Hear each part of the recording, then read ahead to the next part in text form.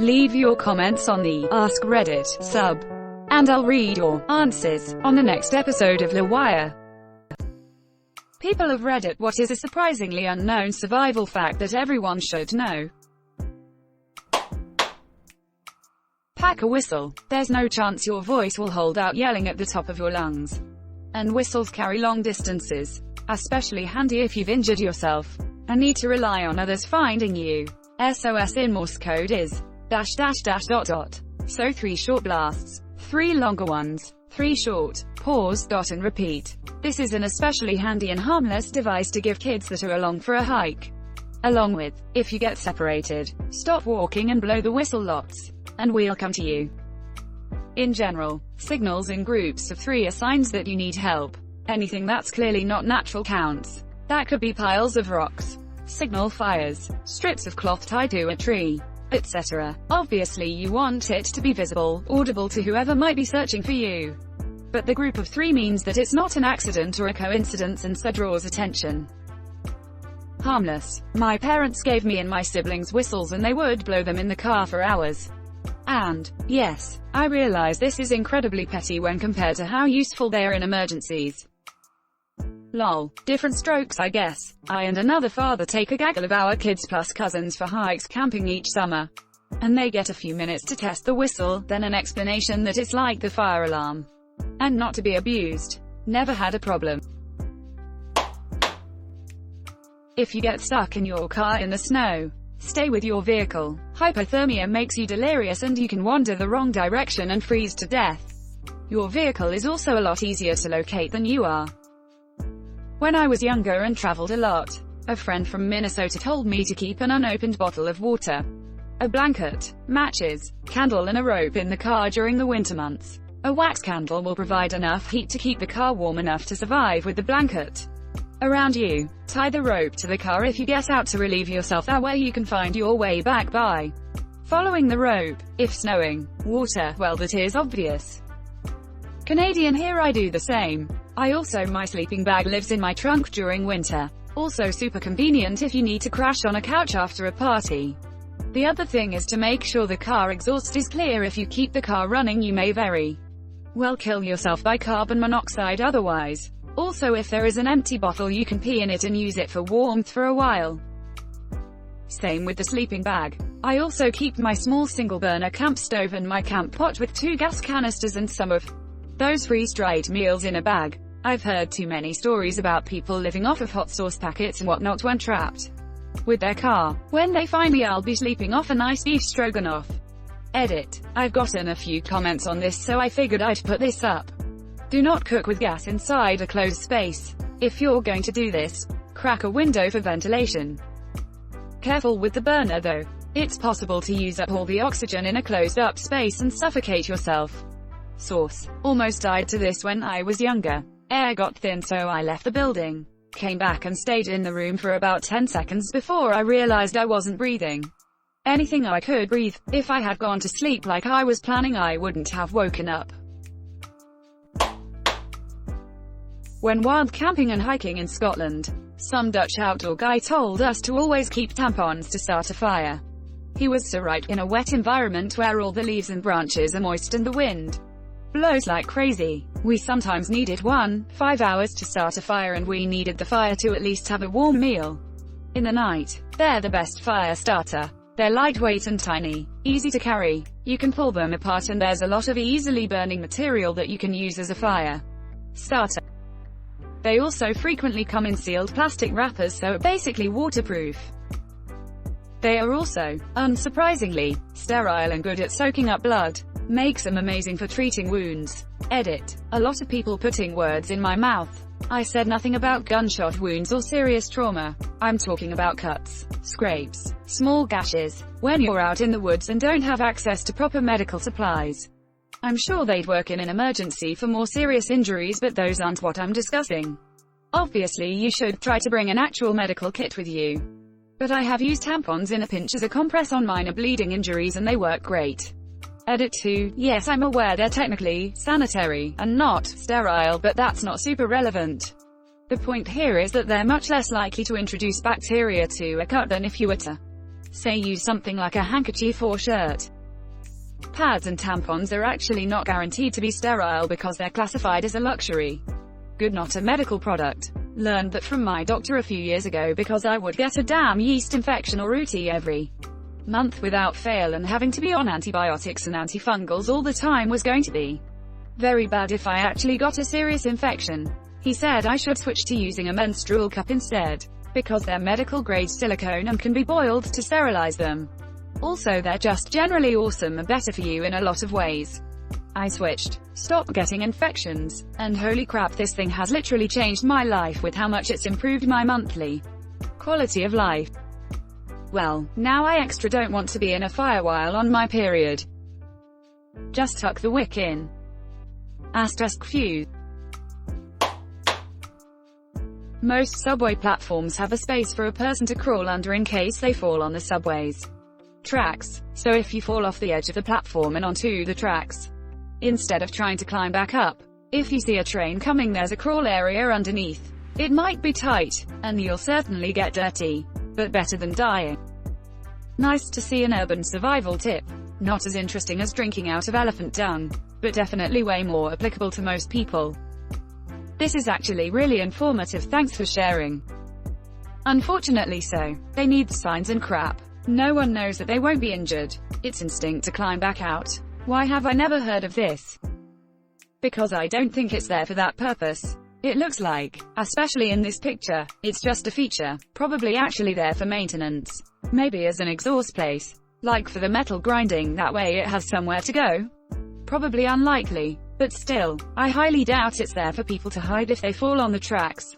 And if there were signs, imagine how many dumbasses, or adrenaline junkies would hop down there just for the rush, or regular junkies for a different rush.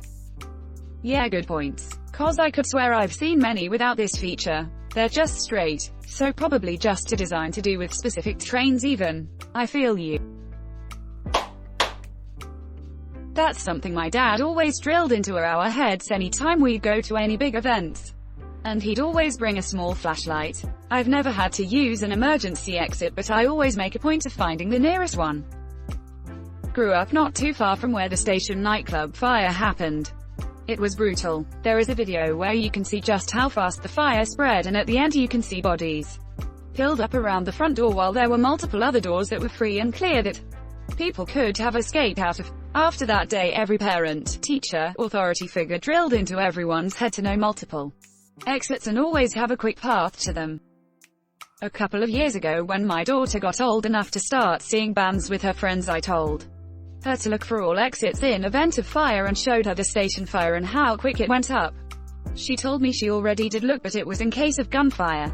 It made me sad.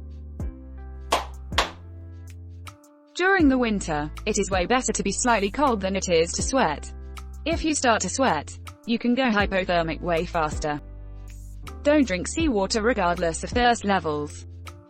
Reminds me of a quote from Bear Grylls. I need to work quickly before hypothermia sets in, but not too quickly, because then I'll start to sweat. The sweat will freeze, and then hypothermia sets in.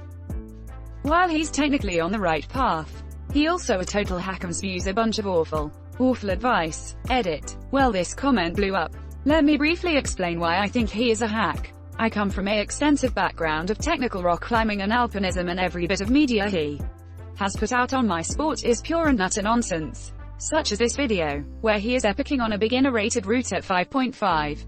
Climbing very very poorly, pretending as if it's something rad, exaggerating the remoteness of where he is. Actually 5 miles down the road from Vegas in the Calico Basin at a popular climbing spot for beginners, wearing ridiculous gear, and making an obscene amounts of mistakes, many of which would get him hurt or killed if he fell.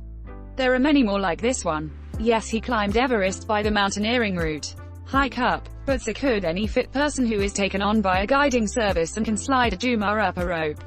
His Everest descent is presented as climbing expertise. Yet anybody who is well acquainted with the sport knows he hasn't even scratched the surface of alpinism, climbing, and this combined with his climbing content makes it clear that he has no substantive knowledge of the activity. He comes across as somebody that chases titles, but learns very little actual expertise, is not at all an expert on what he presents. He is a good showman and military man.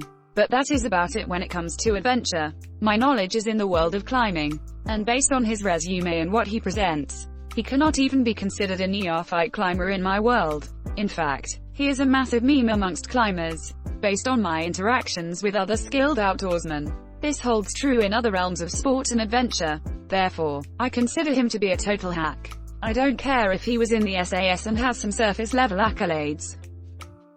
Haha, do you remember that utterly ridiculous caving he did in the Yorkshire Dales? Where he decided to go into a system that's infamous for flooding during a heavy rainstorm, with no helmet or prop torch. Twat. If you somehow are in a situation where you feel like you could drown and have no energy to go on, turn on your back and do the backstroke. Saved my life while at the beach last week after getting sucked out by rip current. If you think you're stuck in a rip, turn on your back and do the backstroke, yes. But swim parallel to the beach and you'll eventually pop out of the rip. Float for your life. I used to teach swimming. And for people who aren't comfortable floating, focus on keeping your belly up.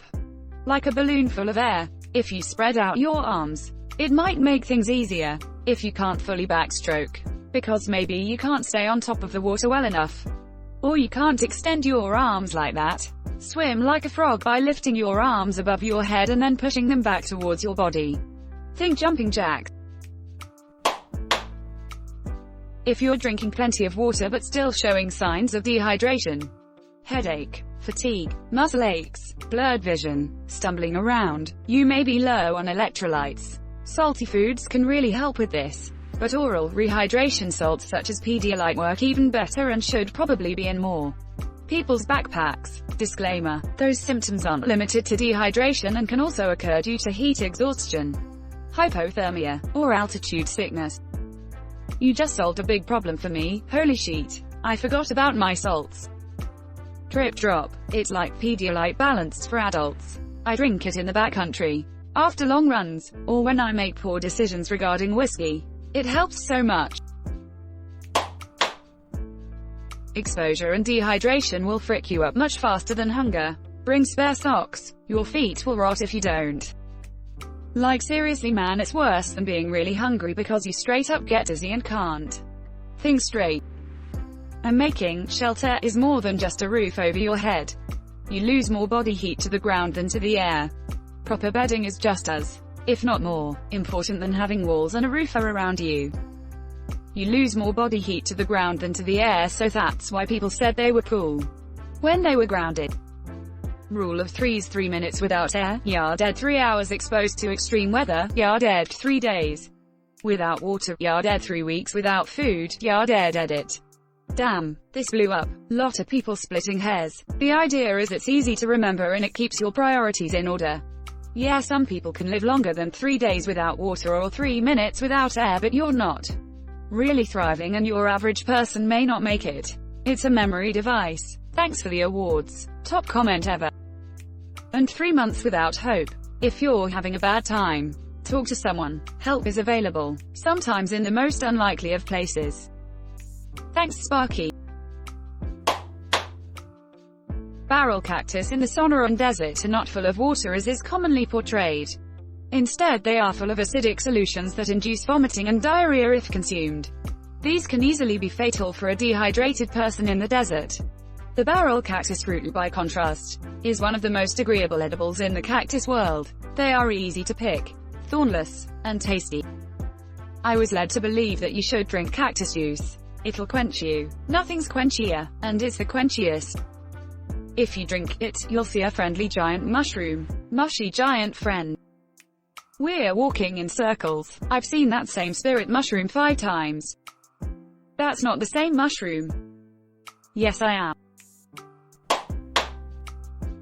Very rarely are people mentally prepared to fight a naked man.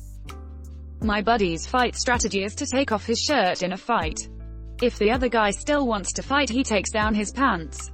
I've rarely seen it go past there. Is his name Randy?